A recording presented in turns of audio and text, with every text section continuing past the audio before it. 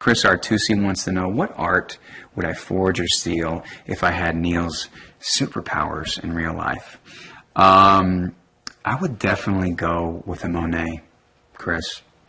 I'm a huge fan of his. He continually baffles and amazes and astounds me. And there are several that I can think of that would look really good in my living room. Joseph Haney wants to know, if I could switch places with anyone in the White Collar cast or play their role for an episode, who would it be and why? Well, I feel like I've gotten to do that with Peter already, because we sort of had that episode last season. And part of Neil's trajectory is that he's getting more and more involved in the FBI. So having said that, I would go with Mozzie, because I think there's a little bit of the conspiracy theorist in all of us. And I get paranoid about things from time to time, I'm not going to lie. So it'd be fun to get to exercise some of those demons.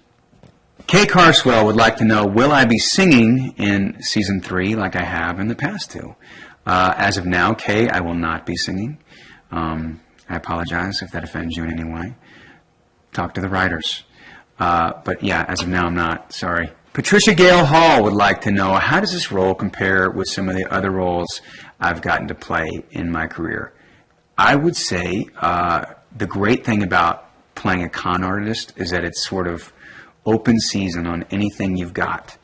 You really have to use every aspect of yourself to run the con, to pull it off, to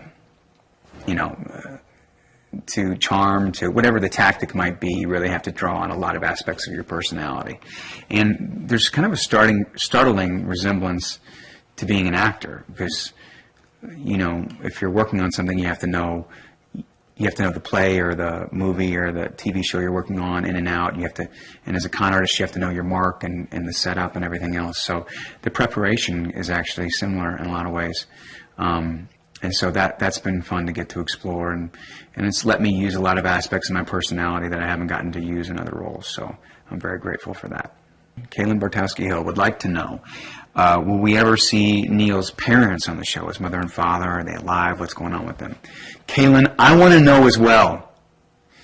I would love nothing more than to have Neil's parents surface. I think it'd be really interesting storyline-wise, and I think it would create a lot of interesting tension. And it also force him, especially if they're dysfunctional, which I firmly believe they are in my history of the character. I think it could also really build up Neil and Peter's relationship if he had to go to him when his dysfunctional parents came into town. Sarah Martin would like to know, what aspects of my character do I admire the most? His confidence, his intelligence, and his grace under pressure, which I think everybody wants in their real life, but we don't all have all the time because we don't have a script that tells us to behave that way. Michelle Pieklo would like to know, what is my most embarrassing moment on set? Well, Michelle, I'm going to tell you. It was the end of a long week.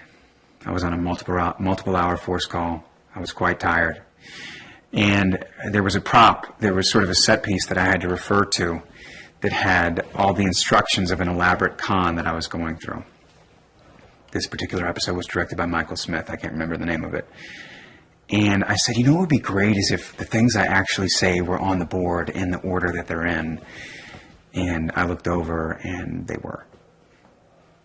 And I realized that I was far too tired to be on a television screen at that time. Jenna Vento would like to know, what was my reaction when I read the last moment of the season finale for Season 2? Holy crap. Can I say crap? Yep. It's nice.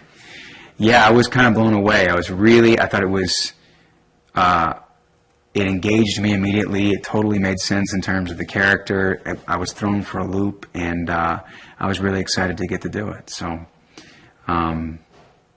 I love getting the new scripts from Jeff, especially when it's a mid-season or a season finale, because it's always like, it's really like a Christmas gift to see, what's going to happen. And it was really exciting to get to read. Gloria Dijak Portney would like to know, will I eventually lose the ankle bracelet? Gloria, I hope not, because I've really grown quite fond of it.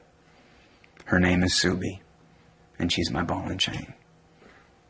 And as insufferable as she is sometimes, I hope she sticks around, because she's always there for me.